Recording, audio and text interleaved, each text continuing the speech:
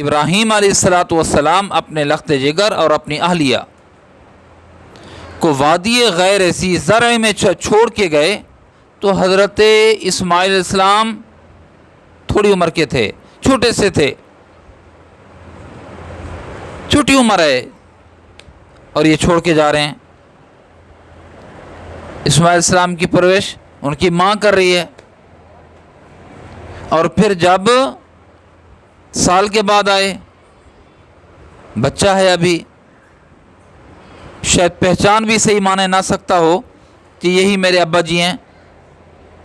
پھر آپ جب آئے تو تب جب حضرت اسماعیل علیہ الصلاۃ والسلام چلنے پھرنے کے قابل ہوئے، 7-8 سال کے، 6 سال کے، فلما بلغ معه السعی قال یا بنی انی اری فی المنام انی اذبحک فانظر ماذا تری۔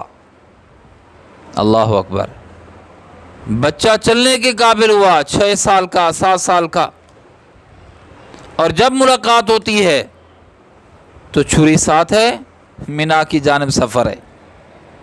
بابا جی کہاں؟ میں ذبح کرنے جا رہے ہیں۔ اور بچہ کیا کہتا ہے؟ افعل ما تؤمر، افعل ما تؤمر، ابو جی آپ کو جو حکم دیا گیا ہے آپ کر گزریے۔ ستجدنی انشاء اللہ من الصابرین، کیا مجھے صبر کرنے والوں میں پائیں گے؟ میں آپ سے کہنا یہ چاہتا ہوں میرے بھائیوں، میرے دوستوں، ماؤں اور بیٹیوں، کہنا یہ چاہتا ہوں کہ کس کی تربیت تھی؟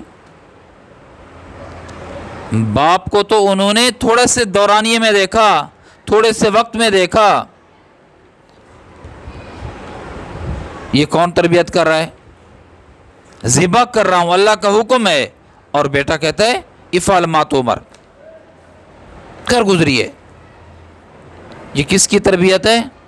ایک ماں کی تربیت ہے، ایک عورت کی تربیت ہے، ایک ماں کی تربیت ہے کہ بچہ اللہ کے لیے قربان ہونے کے لیے تیار ہو جاتا ہے۔ اور آج ہماری حالت یہ ہے، ہم ڈیوٹی سے واپس آتے ہیں، ڈیوٹی سے آتے ہیں تو موبائل میں لگ گئے، رات کو لیٹ سوتے ہیں اور صبح دیر سے اٹھتے ہیں۔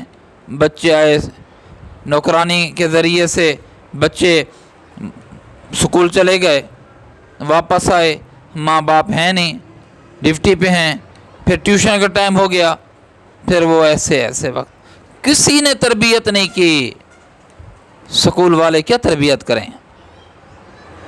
سکول والے کیا تربیت کریں؟ تربیت تو اولاد کی ماں باپ کا حق تھا، اور وقت ہی نہیں تھا ان کے پاس۔